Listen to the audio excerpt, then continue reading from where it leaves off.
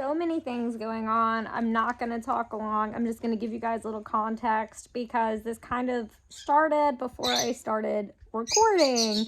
So let me give you some context here. I was already in the gas station. I was actually going to leave when I started recording. Anyway, the whole time I was in there, the guy in the video that you'll hear me tell to stop petting Maya had been doing it previously for like probably about 5 minutes, like just kept coming back to touch her and pet her. He works at the gas station. I've seen him there before and I've let him pet her, and so he just thought that she was free game now, and he wasn't listening to being told not to pet her, which I'd already asked him to stop. And then he came back around, so there's that. He doesn't mean any harm. He really doesn't get it, and I know that. Okay, so move on. My dog is pretty distracted at one point. You'll notice that he's petting her. I'm trying to have a conversation. There's another dog in the picture. Like just a big chaos. So you'll hear me telling the guy to please stop petting Maya. You'll hear me trying to get her refocused and, backing it down because, he would not leave her alone. Like, I'm not talking it was just one pet. He was squatted down multiple different points, like really reaching for her, not just a pet, but like grabbing and petting her. So it was a lot. Okay, so I didn't realize it, but the people behind me had a small dog in their hand. Okay, so I was at the register. They had a small dog in their hand. I was holding Atlas, so I'm standing there. I've got my dog, I've got my baby, I've got my wallet, my phone, the thing, whatever I just bought. And I hear the guy go, "Oh, look, it's a service dog." And then she's like, "Well, I've got my registration papers. He's registered, so it's okay." And, I just kind of like walked past. At this point, I was trying to make sure Maya was on my other side. I didn't know how the dog was going to do. The dog was fine. It didn't react, honestly. But the girl made a comment to, I guess, the boyfriend or whatever. Because I had said, I was like, just so y'all know, those registrations, they are fake. They're scams. They're scam websites. I didn't even really necessarily say too much about the dog at first. I was just kind of making my comment about the registration website. And I was going to continue to walk out the door. So I made my comment about, the registration website, how, hey, like, that's a scam. It's fake. It's not real. Like, in any sort of legal situation, like if you were ever in court or something, it wouldn't hold up. So she made the comment of, well, I get away with it. So, that's about the point. I knew I was like, I'm about to say words. I'm about to pop back and be sassy. Let me just go ahead and pull my phone out here and just record. And I was really hoping it would be educational and not just turn into like a full like bitch fight, I did my best, as irritated as I was with her comment of, well, I get away with it. No, like I couldn't. That was kind of my breaking point. I think she's taking advantage of the system 100%. I do. And she makes comments throughout the video. If you listen, when I'm talking about all the training and the things that she has to be able to do with her dog for it to be a service dog, and she made comments like, yeah, I'm not doing that. And then I was telling her, I was like, in a leash, because this dog had nothing on. No collar, no harness, no leash. She's just holding it in her arms. And I'm like, and we have leash laws in Alabama. And you can technically be fined right now because you don't have your dog leashed. And she's like, even if I'm holding him? Yes, even if you're holding him, because technically you don't have control of your dog. If he were to jump out of your arms, and she keeps telling me, oh, well, that's just not him. That's just not him. Okay, cool. I get that. I get that this appears to be a very calm, relaxed, collected dog. And I gathered that from the things that she was telling me. And I was seeing, this dog in front of me, which again, you guys didn't get to see. I don't know, like a little 5-pound, I don't know, maybe some type of little like Yorkie mix-ish, kind of kind of looked like a miniature Max, like very, very, very miniature Max. But darker, more of a darker, I think like brown color. Anyway. So, you know, the dog seemed good. It did. It seemed like a very chill and relaxed dog. And, you know, so I understand that that's what she thinks, is that, you know, he's not like that. And very well, that might be the case. Well, then she proceeds to tell me about how she puts him in the cart at Walmart. So she brings this dog to Walmart. They don't care. She talked all about how, you know, they don't care. You'll hear me tell her, you know, in the video about that.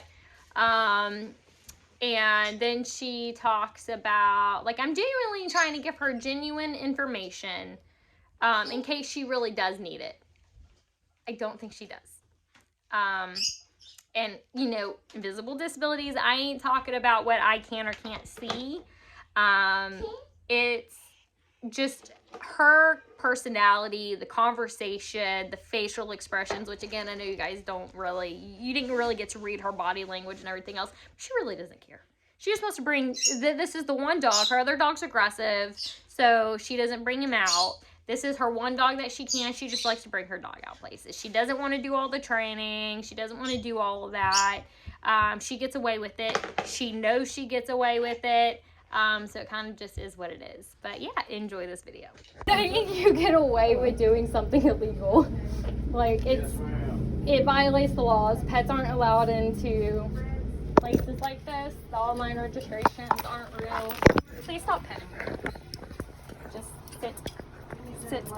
And so I was just hoping that, well, she's working too. Anyway. Sorry, I'll leave you alone. You're okay. I'll see you alone, that's fine. But yeah, there's actually state laws, and it can fall underneath service dog fraud, service dog. They call it something else, but there are state laws against it. And so if you were ever in somewhere and, like, say somebody for, like, health codes came in because pets aren't allowed, or like, which I know the dog didn't, but like if the dog had reacted at her or something and cops ever had to be called for some reason, that paperwork in court, it wouldn't hold up. And so it can, depending on the state, it's anywhere from a misdemeanor to a felony. And so, which a lot of people think that online stuff is how you do it. Yeah, it's, well, I know he's not reacting, but, you know, they do. Some people, you know, you see it. Maya, sit. That's why my bulldogs stay at home, because he's aggressive. Look, her dog, there was another male pit bull. There was another male pit bull that came out our front door, and the door's cracked like that far. So she went through, he opened the door with his snout, and he hit that dog so, Maya, head down. he hit that dog so hard, they spun around the air. Head down. But that's their fault. The dog should have been on a leash and not in their yard. If you have a qualifying disability, whether it's medical or psychiatric, you can do the training yourself, but ditch the online registration. Honest to God, she's actually graduated out of the program. I'm looking right now. It's great, just kind of nobody have been here. Nobody.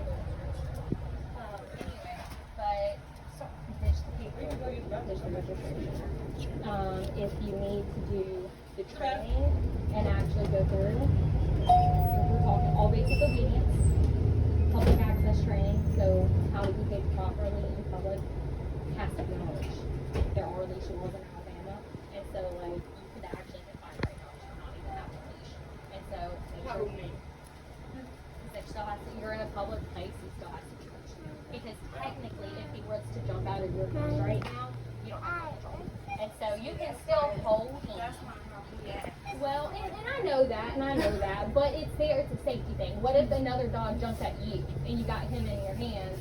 Well, he goes to run because, okay, he's trying to get bit. Well, at least you have a leash. You can grip that leash back, pick him up, you know, whatever. Keep him safe. Keep other people safe, you know, just anything worth scaring. But do all the training and then test training. So I don't know if it's anxiety or something like that you got going on. I have PTSD, so she's training for anxiety on top of cardiac alerts and stuff. You can do all this. This is what I do. I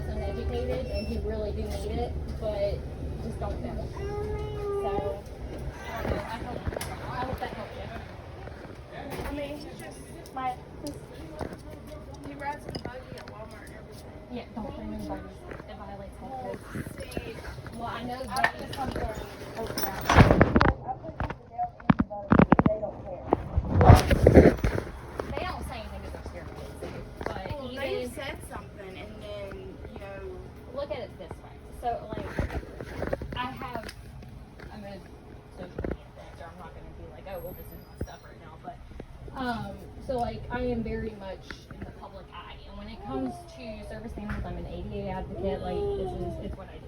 Health code violations.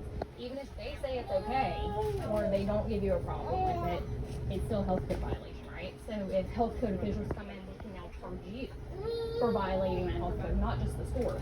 But I've had somebody tell me, so their son, or no, I'm sorry, it was her grandson, highly allergic to dogs, and they he ended up being rushed to the hospital after a 911 call because he went into a severe anaphylactic shock. All because there had been a dog in the buggy at the Chauvin at the Walmart before he did, and they didn't know it. And so from the dog's contact, from flicking the thing, just the fur, the hair, the boy was so allergic, it sent him into a allergic reaction. And so that's another reason that they don't. It's not just the health code, like, hey, don't put a dog in the cart where people's food's going, but it's the kids with the allergies. Yeah, see, they told me, even customer service, that if you have something put down, you can do it. Mm-hmm. Yeah, health code still says no. Now, if you have a small service dog, now let's say like you actually go through and do all the right training and do what you're supposed to do to have a service dog, talk to your doctor, get a note. Basically, that's your own. That will be your only actual legal piece of paperwork is a doctor's note from your doctor saying, well, because of PTSD, she needs this. Because of anxiety, I suggest that she needs a service animal to help, whatever it is, right? So that's your letter for court if you ever were in any situation. But you have to go through your dog's training at that point. I'm not going there. So train. As a small service dog, he does need to walk on a leash. He needs to know at least how in case you're ever in the situation. You can get a dog carrier to put on your body like a sling. See, I'm planning on getting me a dog stroller. What am I doing? I wouldn't do, even in Walmart and stuff like that. So when we go like, walking on walking trips. I would do the sling, especially because service dog can't pass from a buggy or a cart or a shop or the strollers. How can they do alerts and pass? That's just what he likes. Well, I know, but how's he gonna help you if he's I mean, I know you said registration, but we know that's fake. But if that's what you're claiming is that he's a service dog, okay, well he's got to be task trained to help you. So how can he help you if he's locked in a stroller or if he's in a cart? How can he be able to alert you to whatever you're needing the service dog for? So with a small service dog, if you do a body sling, well now he's on your body. He can still be trained to alert you while being carried next to you, if that makes sense.